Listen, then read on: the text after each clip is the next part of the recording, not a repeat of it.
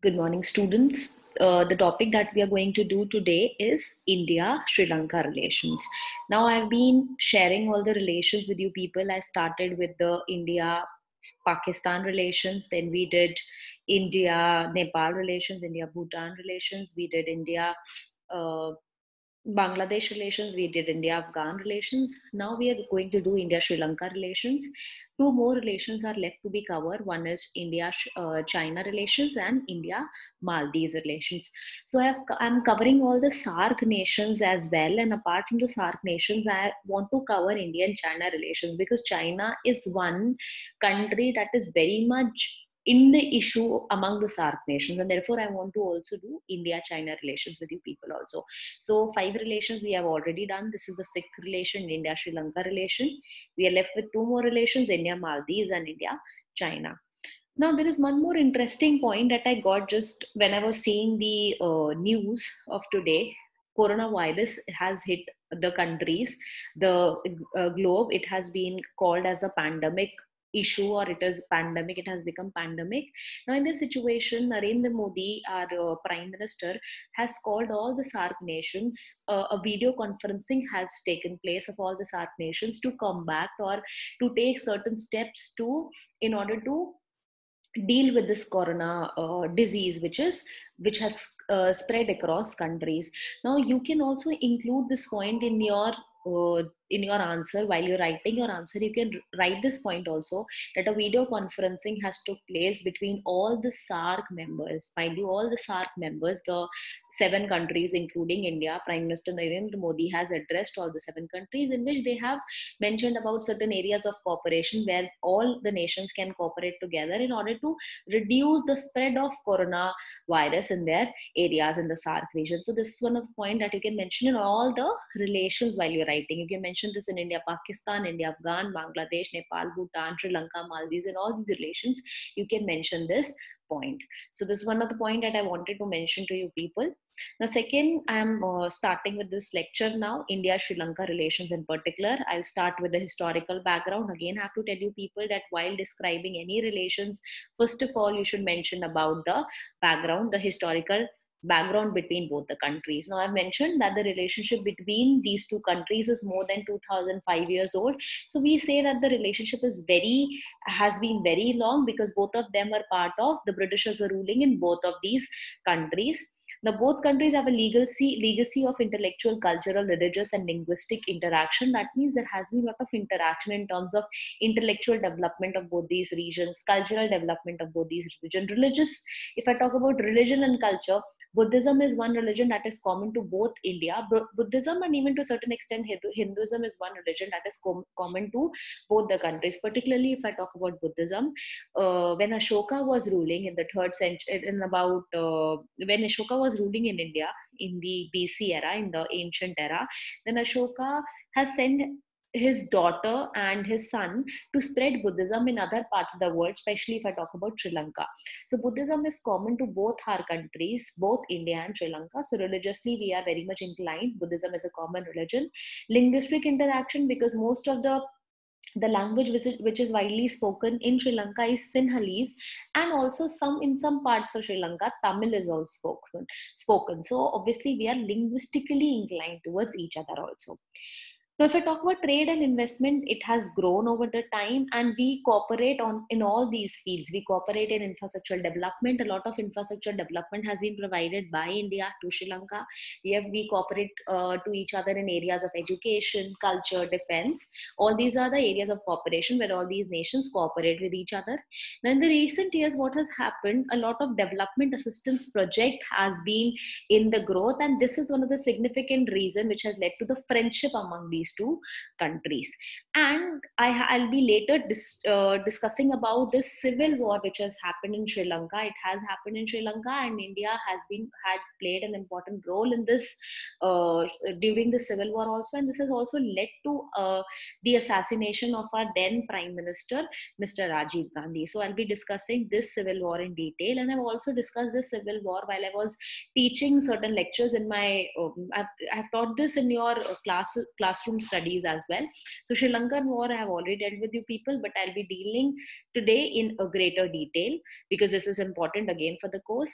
And during the course of the conflict, India supported the right of the Sri Lanka government to act against terrorist forces. That means India wanted to support the Sri Lankan government, the terrorist forces which had which had penetrated or which had grown in Sri Lanka, and these terrorist forces were basically the LTT group, the Liberation Tigers of Tamil Elam. I have already discussed this with you people. I'll be dealing with the civil war of Sri Lanka in detail with you today. And lastly, India obviously wants to promote more democracy, pluralism, and respect for human rights in Sri Lanka. So when you have to discuss about the background, you can say that the relationship is of more than 500 years ago. We have a legacy of intellectual, cultural, religious, and linguistic interaction with each other. We cooperate in infrastructure development, education, culture, and defense sector. There are a lot of development assistance projects which are being made in all these two countries. Then you can talk about the LTT, the civil war that has happened in Sri Lanka, and how the Indian government has supported the right of the Sri Lankan government to act against the terrorist forces. And lastly, you can talk about that India always supports democracy, pluralism, and respect for human rights in Sri Lanka. Now, why it is mentioned that India respects the human rights in Sri Lanka? Because during the civil war, there has been a violation of human rights in Sri Lanka. So therefore, India always wants to assure, and India wants to encourage that human rights should be respected in each other countries. Now, next is geopolitical significance of Sri Lanka. Now, before starting with this subtopic, I want to tell you that China has started growing its presence in Sri Lanka, and particularly if I talk about, there is one port that it has developed recently, and that is the Hambantota project. Now, Hambantota project or Hambantota port is the one port that has been developed by by China in Sri Lanka. Now, China has invested in Sri Lanka. It has provided a lot of loan for this port. Now the problem is that Sri Lanka does not have that much of money to repay this loan back to China, and therefore China has a lot of presence in Sri Lanka. So because China has invested a lot in Sri Lanka is indebted to China, and China is playing a very significant role in determining the foreign policy of Sri Lanka. A lot of the things has been done by China. If I particularly talk about the string of pearls strategy, which is the strategy of Sri Lanka, of China, to encircle the Indian Ocean, all the countries which are there in Indian Ocean, and to have a major power over the countries of this Indian Ocean. Now, if you people know, the major countries which are there in the Indian Ocean are basically the SAARC country: Nepal, Bhutan, Bangladesh, Sri Lanka, Pakistan, all these other countries which are very much part of the Indian Ocean also. So Sri Lanka wants to assure its presence with over all these countries of the SAARC region. So this is one of the problem that India is actually worried about, the Chinese presence in the SAARC region, especially in the Indian Ocean region. And particularly if I'm dealing with this topic, particularly India is worried about the Chinese presence in Sri Lanka. Now, Sri Lanka's location in the Indian Ocean region as an island state has been a strategic geopolitical relevance. Now, strategic geopolitical relevance, I have told you, strategic relevance or geopolitical relevance basically means about the location of that place. Now, if you people actually know that if this is India, the point where India is ending, basically Tamil Nadu, just below Tamil Nadu, there is Palk Strait, the narrow waters which are there, and below that there is Sri Lanka. So Sri Lanka lies in a very closer proximity to India, and India and Sri Lanka have always shared very good ties. So it is strategically very important for India. But China, as I told you, is building a lot of projects, a lot of modern ports in all the places which are very near to the Indian Ocean. Especially if I talk about, there is a Gwadar port that has been built by China in Pakistan, Chittagong project, a port that is being built in Bangladesh, Kau Phu, that is a project it's being made in Myanmar, and lastly Hambantota is one project that is being made in Sri Lanka. So this port is being made by China in Sri Lanka. Now, China's string of pearls strategy is aimed at encircling India to establish dominance in the Indian Ocean. Now, what it wants to establish its dominance in the Indian Ocean. String of pearls basically means to connect all the dots, the pearls. And what are the dots? The dots are these ports only. The Gwadar port, which is there in Pakistan. Then to be connected with Hambantota, which is in Sri Lanka, to be connected to Chittagong, which is in Bangladesh, to be connected to Kaik Fru, which is in Myanmar. So all these ports will be connected, so that trade becomes very easy for China. And China obviously wants to develop a connectivity route from Asia to Europe. So this can only be done maritimely, and this is the string of pearl strategy which is done by China. So China wants to dominate all the countries which are present in the Indian Ocean. So this is one of the problem that India is facing. Post 2015, Sri Lanka still relies heavily on China for port city. I've told you that Sri Lanka still is indebted to China for building the Hambantota project, and this is one of the worries for India also. Although the Hambantota harbor is reportedly making losses, it too has the potential. Though it is making losses today, but it has a very large potential for development due to because of its strategic location. It is located almost very near to the Indian Ocean, in fact, in the Indian Ocean only. Now, Sri Lanka on the Indian Ocean, Sri Lanka's Colombo port is the 25th busiest container port. Now, if you people know Colombo port, Colombo is a city on Sri Lanka. It's the capital. The Colombo port basically has been is been the busiest container port which is there in Sri Lanka.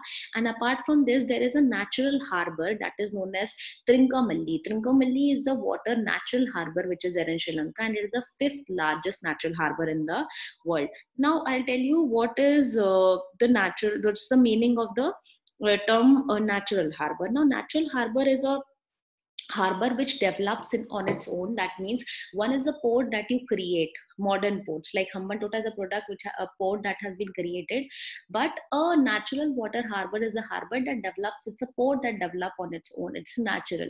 So Trincomalee, Trincomalee is the fifth largest natural harbor in the world. Apart from it, Colombo port is also there, which is the 25th busiest container port in Sri Lanka. So obviously Sri Lanka is strategically very much relevant to India also, because ports, natural port as well as a modern port is also there. Apart from this, Hambantota port will also be there in Sri Lanka. So a lot of ports are situated in Sri Lanka. This is the geopolitical relevance. Now I come to India-Sri Lanka relations. I have divided these relations into five parts. That is, you have to do the political relations between India and Sri Lanka. You have to deal with the commercial relations. Then you will deal with the cultural and education relations, the Indian community which is residing in Sri Lanka, and vice versa, and the defense and security cooperation. I'll start with the political relations. There has been regular visits between both the prime ministers also, and between both the leaders, the other ministers as well.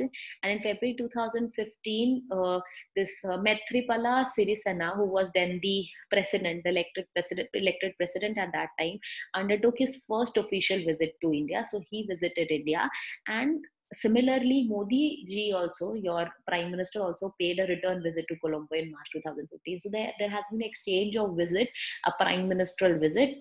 Their president has visited our country in February 2015, and just one month later, our prime minister also visited Colombo. And in fact, our prime minister, this has been the first Indian prime minister visit in 28 years. So Prime Minister Narendra Modi almost visited. The prime minister has almost visited after 28 years in Sri Lanka. That means our prime minister has gone like 28 years back. So this was very historic. Another point is that Sri Lanka is also a member with India in other organizations, other regional groups like BIMSTEC, which is Bay of Bengal Initiative for Multi-Sectorial Technical and Economic Cooperation. And both of these countries are also playing a leading role in SAARC, that is South Asian Association for Regional Cooperation. Now I'll explain you in brief what has been the history of civil war in Sri Lanka. Understand this thing carefully. No, you can read all these notes, whatever has been written in detail later, but just understand what I'm saying. Now, what has been the civil war? What was the civil war in Sri Lanka? If you people know that majority of the people who resides in Sri Lanka speaks one language, that is Sinhalese. And in 2001, there was a census that has been done which stated that 82% of the people who resides in Sri Lanka speaks Sinhalese, and 9.4% people speaks Tamil, and there are other people who speaks one more language, 7.9, that is Sri Lanka more. So these are the basically ethnic populations which resides in Sri Lanka. And if I have to divide, I can divide mainly on the basis of Sinhala speaking and Tamil speaking.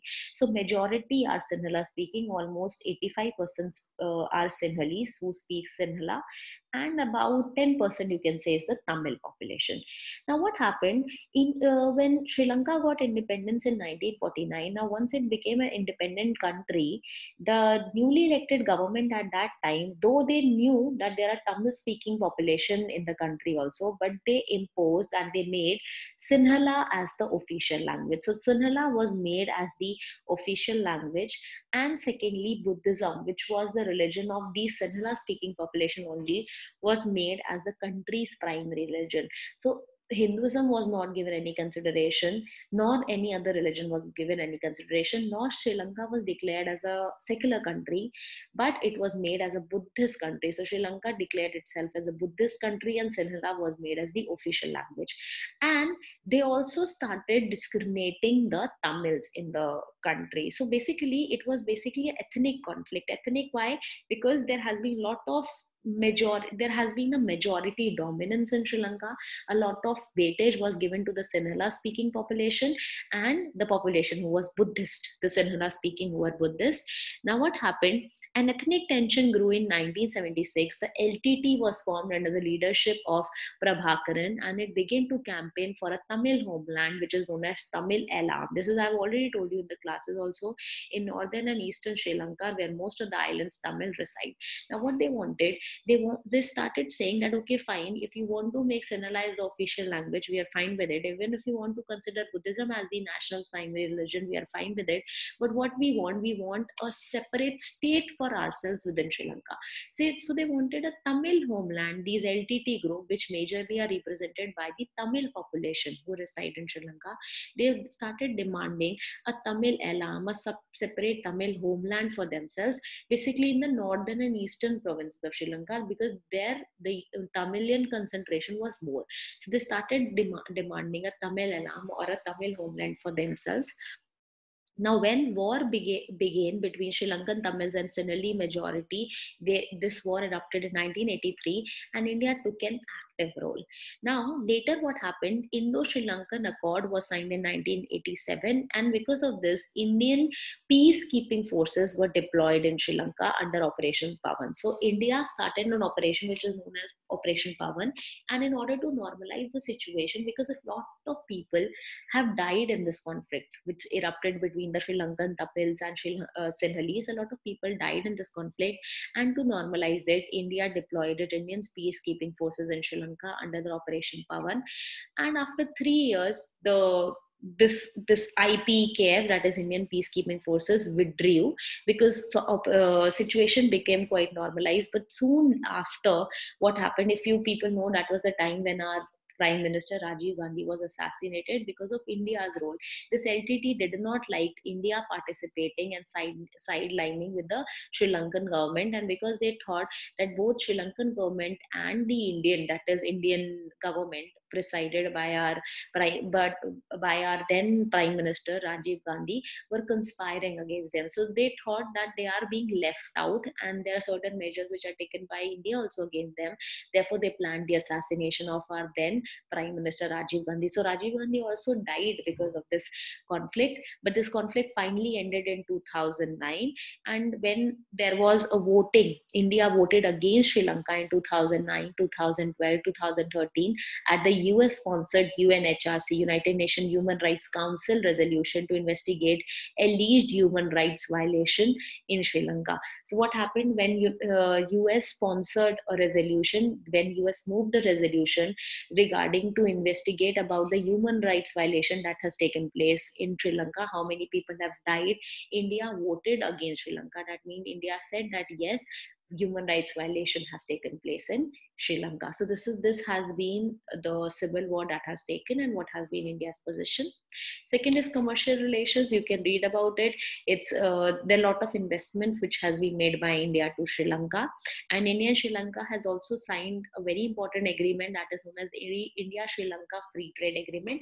Free trade agreement basically means that bilateral trade will be duty free. There will be no quota, no duty, no tariffs, and no taxes. And they are yet to sign the CEPA, that is Comprehensive Economic Partnership Agreement. That is a way ahead of FTA. Now, FTA is a first agreement that is made between two countries, and when this agreement develops and the trade becomes little larger, then this develops into a comprehensive economic partnership agreement. Both of these countries are yet to sign this has not been signed, but this is one thing that is proposed.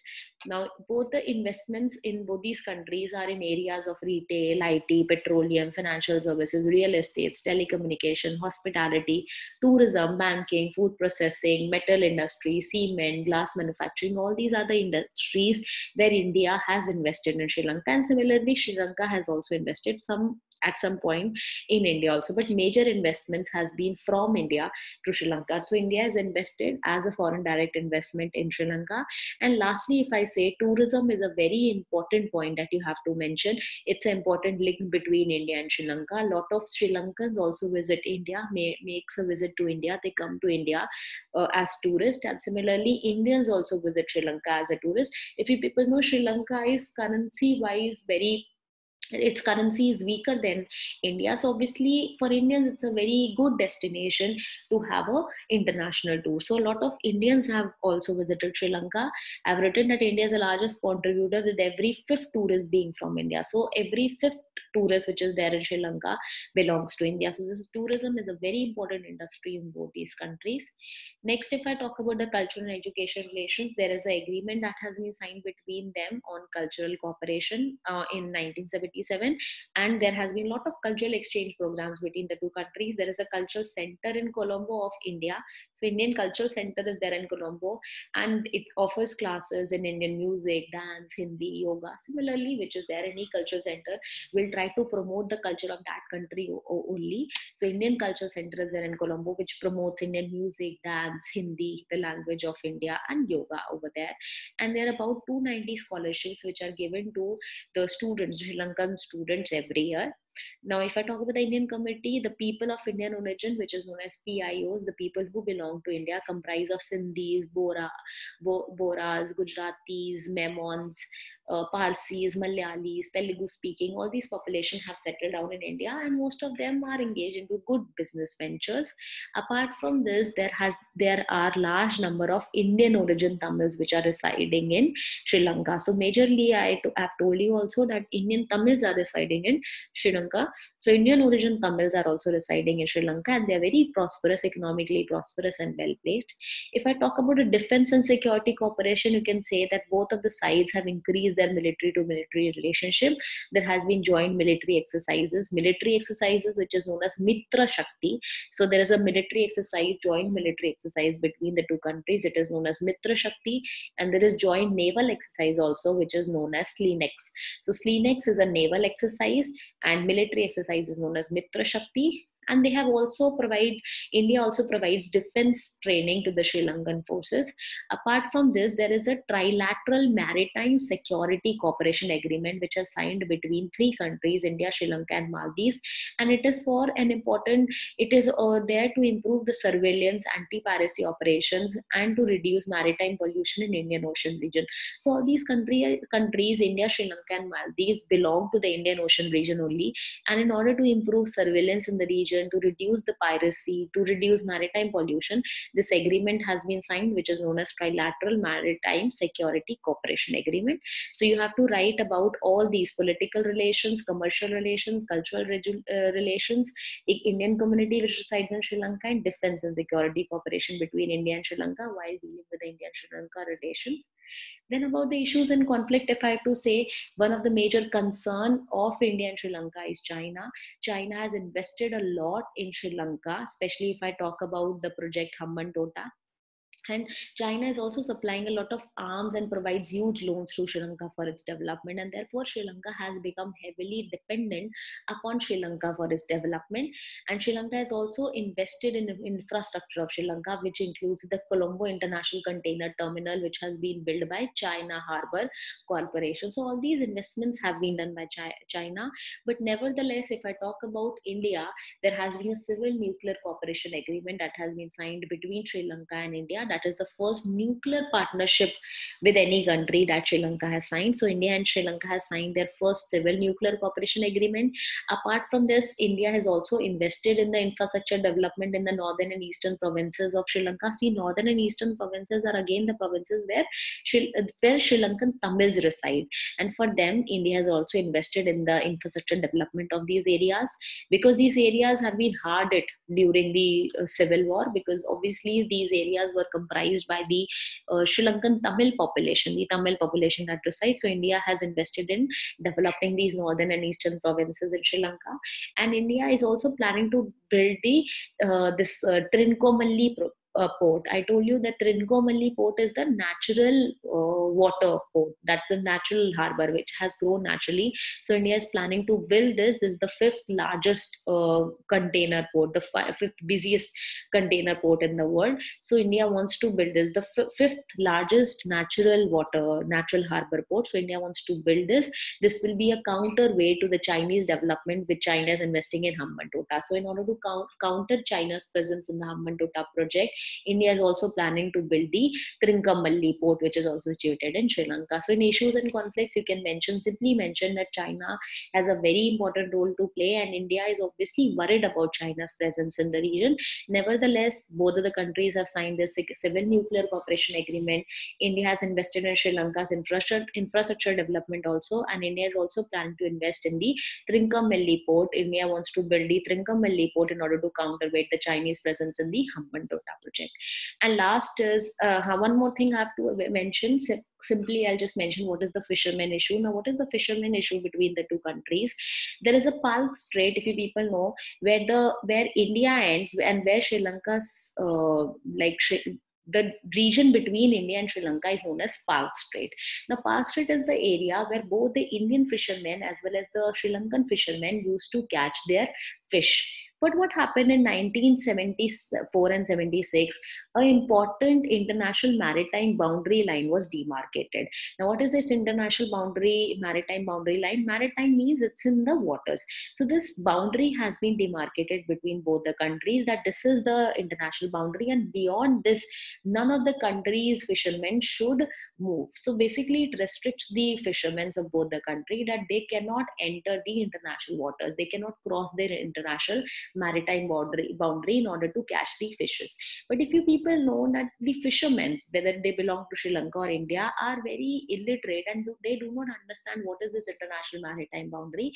And sometimes, in order to have a good catch, they want to have a good catch of the fish, and therefore they often cross this international maritime boundary line, and they are often arrested at each other's border. Mostly, if I talk about Indian fishermen, are mostly arrested in the Sri Lankan borders, and Sri Lankan government also sometimes say that they're trying to spy. Can be Indian agents also, but they're actually innocent fishermen who wanted to have a good catch, and in order to have a good catch, they sometimes cross this international maritime boundary issue.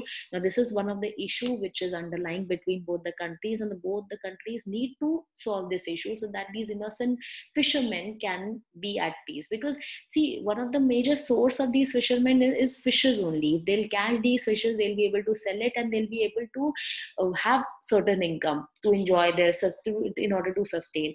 So for them, it's important for their livelihood. So this is international maritime boundary line. This demarcation should be taken into consideration. The fishermen issue between both the countries needs to be taken care of. And lastly, if I have to explain you the way forward, you can say that first of all there is a more scope to broaden and deepen ties between the two countries, and there should be a permanent solution to this fishermen issue. You can talk about that the CEPA, Comprehensive Economic Partnership Agreement, they should sign this agreement in future in order to improve their economic cooperation.